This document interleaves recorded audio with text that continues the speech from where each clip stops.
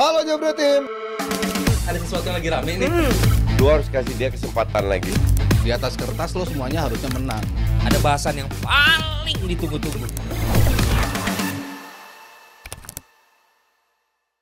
Mimpi apa nih fans Chelsea semalam? Buka HP, ngelihat skor, langsung lihat 8-0 lawan Ariel Noah. Walaupun memang UCL rasa melon ya kalau kita tahu Bang Manji ya. Ya tapi minimal ada yang bisa dibanggain lah. Menang telak lawan tim asal Malang. Bukan. Kan Armenia di mana? Bukan. Armenia. Tapi tadi boleh ada perkembangan. Ngesotnya kenceng Panji banget. sekarang sejak pakai tato lucu deh. Maaf, ini yang seharian ini bukan tato. Ini tato tempelan anak-anak. Nggak bisa dihilangin sampai sekarang tuh. Dihilangin nggak bisa. Korban anak. Korban anak. Nah kita ngomongin kemenangan besar Chelsea lawan Noah. Dan terjadi lagi. Udah. Gimana? 8-0 bahkan Mudryk sampai ngegolin. Apakah ini menjadi modal yang bagus buat mereka menghadapi Ya, Arsenal gitu? harusnya 18-0 gitu. Gimana lawannya Noah gitu? Kan biasanya tim-tim antar berantak ini suka mengejutkan. Dulu kita pernah mendengar Ludogorets, terus Ya. apa Ferenc Varos itulah itu kan. Ludogorets masih lumayan waktu itu. Sen tuh. Gilo. Dulu kan kita nggak ada yang tahu tapi. Lumayan Iya. pas lawan MU ya. Ya, Ludogorets dulu lawan Barca pernah lah merepotkan gue Iya, banget ya kan. makanya kalau Noah ini kan Nggak lu ada liatin susunan pemainnya juga Chelsea kan juga nggak full itu kan. Bisa belah ini Ada nggak- satu. nggak- belah duren maksudnya. Dan itu masih Noahnya masih ini loh, masih ada peluang kesempatan 1-2 lah segala macam. Jadi nggak jadi ukuran lah Ji. Cuman memang kalau secara keseluruhan gue ngelihat sih Chelsea dari mulai yang 2 tahun lalu dia beli pemain borongan segala macam dengan segala macam Fofananya, sekarang ya udah agak lumayan. Lalu nih lihat nih. Kok bisa lawan shot on target 7 gitu loh.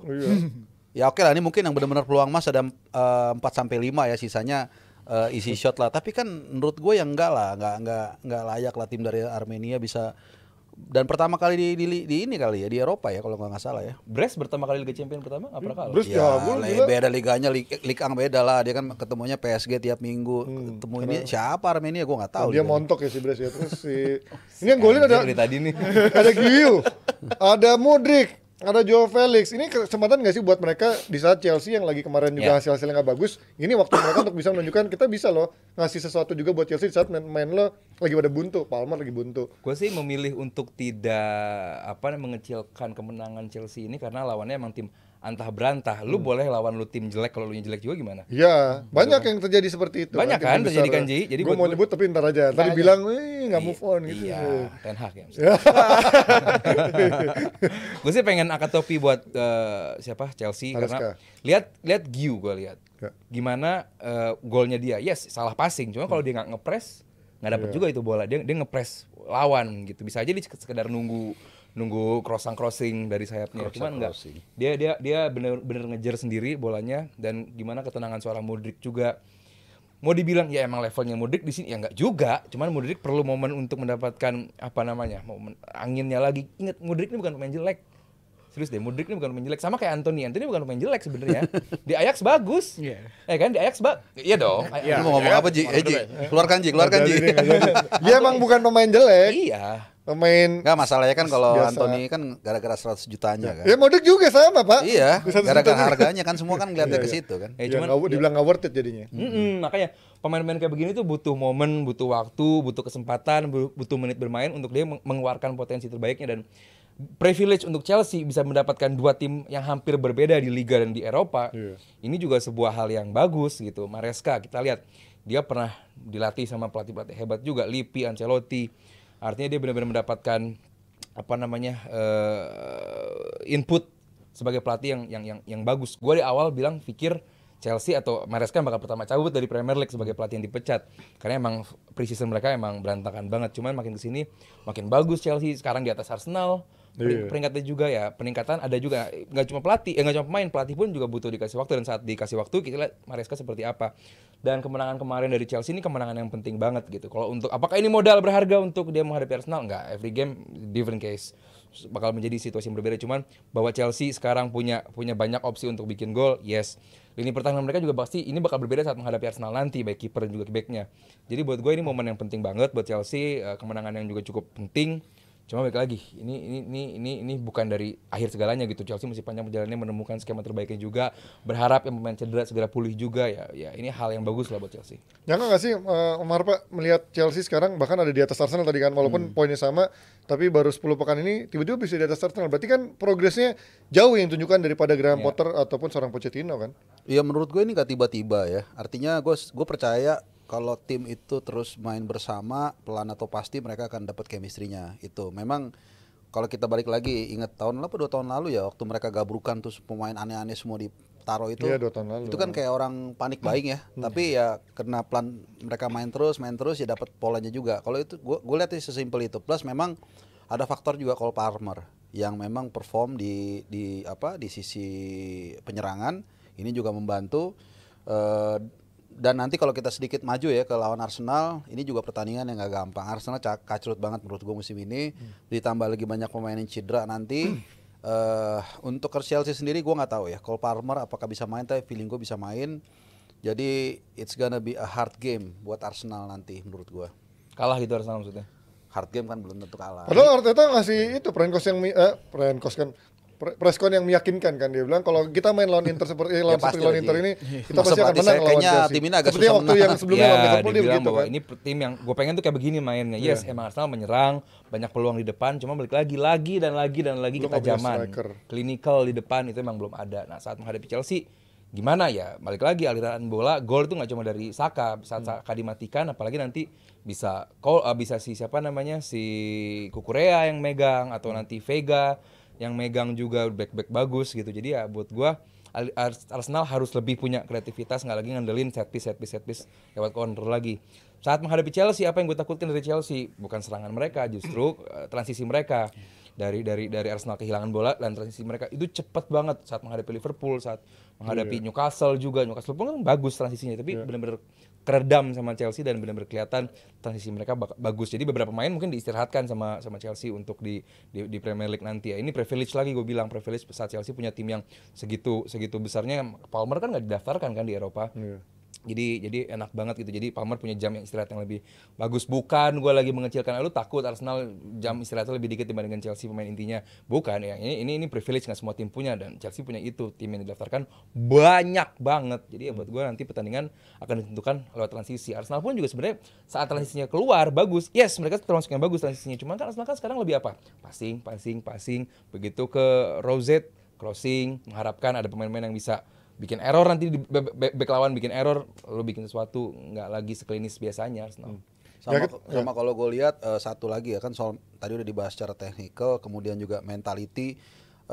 Gue lihat Arteta ini kayak Guardiola waktu pertama kali datang ke City, terlalu polos.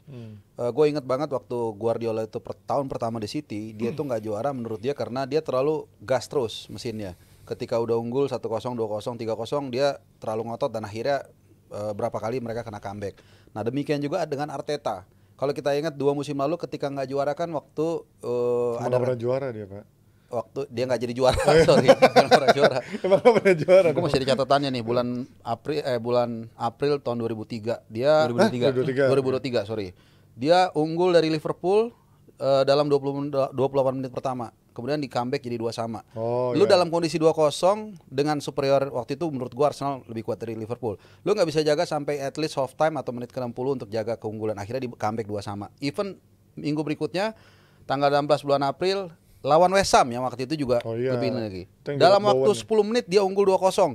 Half time dia bisa kalau nggak salah jadi 2-1. Akhirnya pressure ke dia. Nah, ini akhirnya membuat mental pemain itu turun dan akhirnya ketemu City waktu itu kalah 4-1 selesai. Nah, ini yang nggak menurut gua nggak ada di Arteta. Terlalu naif gitu. Ketika lu even City pun ketika unggul 1-0 oke dia neken, tapi tetap dia hati-hati ketika transisi bertahan. Jadi ini yang gue bilang ya, Arteta ilmunya memang masih di belakang Guardiola. Apalagi sekarang dengan posisi peringkat kelima. Ya 2 tahun lalu ya, ketika posisi di atas sampai 3/4 musim, tetap mereka masih bisa kepleset. Apalagi dengan posisi seperti ini. Ada Liverpool di luar City ya, yang luar biasa perform. Ya ini berarti artinya memang Arteta yang mentok sampai di sini. Atau lo setuju sama Coach Justin ya, selama Arteta ada di sini nggak akan kemana-mana. Bukan karena ada Pep Guardiola di sana, tapi memang Artetanya memang masih lack of quality atau lack of kematangan lah dari sisi pelatihnya. Gue pengen Arsenal punya CF dulu.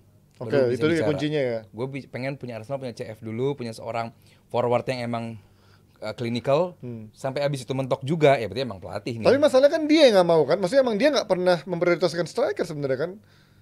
Bisa Itu yang makanya dimaki-maki sama teman kita Coach Jasin kan. Bisa jadi bagian itu juga. Gue sih nggak yakin Arteta dan Edu nggak mengincar striker. Gue sih nggak yakin. Yang nyampe ke media kan emang nggak ngincar gitu. Cuman gue nggak yakin di behind the scene-nya Arsenal nggak ngincar seorang 9. Gue sih yakin Arsenal pasti sedikit banyak ngincar nomor 9. Cuman kan mungkin waktu itu sulit atau ya gak ngerti lah, kita nggak pernah tahu apa yang di dapur sih, karena kita cuma lihat yang di depan layar doang. Cuman gini ya, kalau itu kan jadi isu klasik ya, termasuk ke timnas juga kalau sedikit kan selalu cari striker kan susah. Wah, gak ada striker, gak ada striker. Itu bukan hanya permasalahan Arsenal, bukan hanya permasalahan timnas, bukan hanya permasalahan MU bahkan atau lain-lain. Hari ini mungkin dalam 10 tahun terakhir, tim itu memang pemain itu terutama striker emang dituntut bukan hanya untuk nunggu bola. Ngejar bola juga, ngoper bola juga dan sebagainya. Jadi kalau akhirnya ketajaman lu atau proses lu untuk jadi target man itu berkurang atau hilang, itu wajar. Coba kita lihat di Belanda cuman punya siapa? Weghorst. Jerman cuman punya Fulkrug. Mungkin hanya Inggris yang banyak striker ya, Watin segala macam. Jadi maksud gua harusnya Arteta nggak ada alasan juga kalaupun nggak punya CF gitu. Karena bukan hanya dia yang nggak punya CF. Ya leave it alone lah soal City. Jadi harusnya dia Tim apa yang nggak punya CF lagi selain Arsenal? yang nggak punya CF. Selain Arsenal? Liverpool Punya. Ya CF-nya begitu tapi kan. Still. Tapi maksudnya gitu loh. CF siapa dia dari Nunes. Nunes doang kan. Iya tapi Nunes nggak. Gakpo bisa di situ juga. Gakpo enggak. Tapi nggak pernah menjadi. nyamping lah. Ya, tapi sebenarnya problemnya agak mirip sih karena poin gue adalah lu juga gini. Tuchel atau siapa pernah bilang kalau pelatih dikasih kesempatan lu pasti pengen mau semua pemain. Tapi at the end ada batasnya kan. Even Guardiola pun ada batasnya. Nah, at that point lu harus maksimalkan pemain yang ada gitu. Jadi bukan alasan menurut gua dengan komposisi pemain seperti Arsenal dan udah terbukti 2 musim lalu mereka bisa luar biasa perform kok di atas gitu. Cuman again banyak kesalahan yang dibuat Arteta sendiri.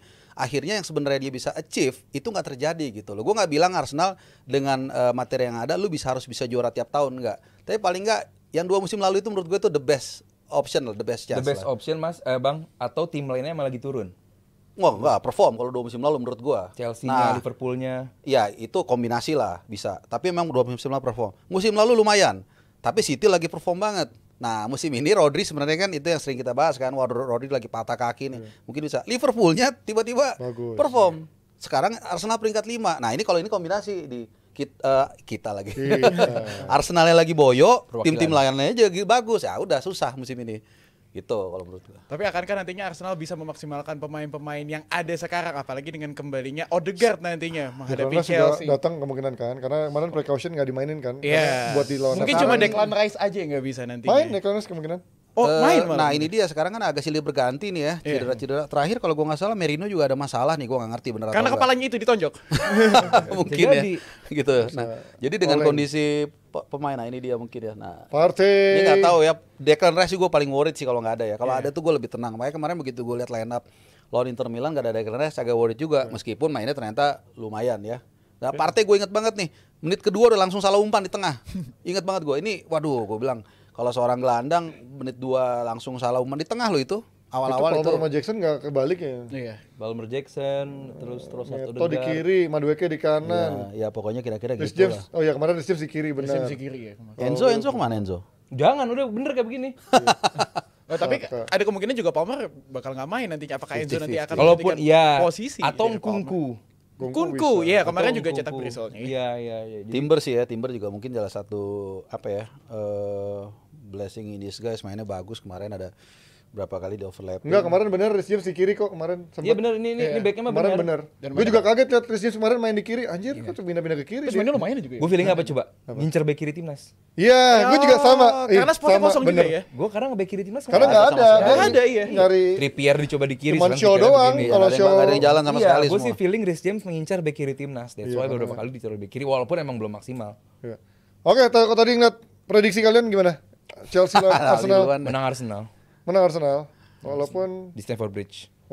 let's say kalau Declan Rice nggak main tetap lo yakin? Gue takut justru yang gue pembeda gue adalah Declan Rice main, karena Declan Rice salah satu pemain yang bisa transisi, dia resistance, dia bagus menghadapi transisi gitu. Saat nggak ada Declan Rice, berasa banget Arsenal transisinya tuh berkali-kali kena. Di 2 musim lalu saat nggak ada Declan Rice kelihatan banget Arsenal saat menghadapi transisi itu berbahaya banget. Nah ini buat gue kalaupun nggak ada Declan Rice ini bakal bahaya. Cuman Trossard, Odegaard dan juga Partey pun ya, kalau on his day ya, menghadapi Lavia, Caicedo, gue sih masih feeling menang. Kalau tadi sama mirip, bukan sama. Kalau misalnya siapa? Declan Rice main, ada kans untuk menang lah. Tapi kalau nggak main, Arsenal susah menang. Alot. Atau susah menang? Ya nggak menang kalau Declan Rice nggak main. Seri mungkin ya. Seri bisa kalah kalau Declan Rice nggak main. Karena penting buat gue Declan Rice tuh. Tapi Chelsea lagi bagus banget sih.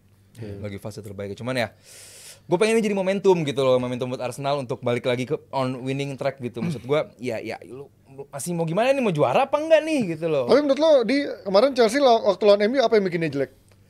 Chelsea waktu lawan MU Yang sebelum lawan Noah? jelek klinikalnya sih. Tapi mainnya juga jelek loh. Mainnya juga beda mainnya banget amburadul banget menurut gue mainnya. Kok justru MU yang kayak di atas angin gitu. Iya. Beberapa kali terupasnya bagus. Jadi kayak ke bawah mainnya MU kan, sama keputus bola tengah jalan. Sama MU. Iya.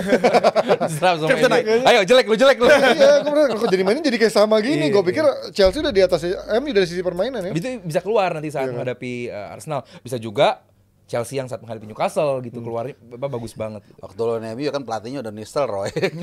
Udah beda langsung. Ya benar juga sih ya. Itu lo Ten Hag out ya? Asal bukan out. Ya kalau gue enggak, kalau bisa selama-lama aja di situ. Enggak, kalau gue dari asal bukan Ten Hag mah jago ya. dari pengamatan. Dari kapan tahu?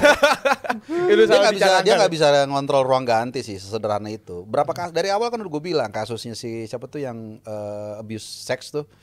Greenwood. Si Greenwood. Anthony juga abis itu. Terus Anthony, terus dia nggak selesaikan dengan cepat. Sancho, Ronaldo, semua itu udah kelihatan kan sebenarnya nggak bisa handle orang ganti, dan itu anti hipotesanya Ferguson zaman dulu. Kelar itu soal kayak gituan, beres ruang ganti. Aduh, bahasa ini bahaya nih. Bahaya. Nanti akan ada waktunya. Oh belum ya? Belum. Nanti akan waktunya Bang Ahmad, sabar dulu. Gue pengen nanya jebret tim dulu nih mengenai prediksi antara Chelsea dan juga Arsenal. Bagaimana jebret tim, prediksi kalian langsung tulis aja di kolom komentar. Dan gue pengen buat ngingetin sama jebret tim sekalian. Karena sekarang udah tanggal 8, artinya minggu depan Timnas Indonesia akan bermain menghadapi tim nasional Jepang. Buat jebret tim yang bingung mau nobar di mana, langsung aja. Nah, di bawah sini bakal dinongol tuh. Kok pas banget dibukanya. Ada nyanyian rakyat. Nah, di tanggal 15 November nanti. Mending kalian langsung cek aja Instagramnya di @nyanyianrakyat. @nyanyianrakyat ya, ada RT-nya ya, agak susah ya, banyak R-nya ya. Nyusahin gak ya? Karena nantinya kalian ini kita banget. Karena nantinya kalian bisa ikutin nobar bersama Pak CEO juga. Karena Pak CEO bakal datang, nggak cuma sama nobar. V juga? Hah? Sama V juga? Nggak, gue ada tugas di tempat lain. Biasa. Dari Jepretpedia juga. Oh iya. Harus di note itu kan. Karena nantinya tidak hanya nobar juga, kalian bisa menyaksikan konser juga. Akan ada beberapa artis juga yang tampil di sana. Ada Viara Tail, ada For Revenge, Phil Koplo. Oh, semua genre ada. Dan masih banyak lagi. Jadi kalian buruan aja beli tiketnya. Makin rame, makin murah. Karena akan ada bundling promonya. Kalian langsung aja cek WhatsApp-nya nih. Hubungi WhatsApp-nya di nomor 0857 1058 7086.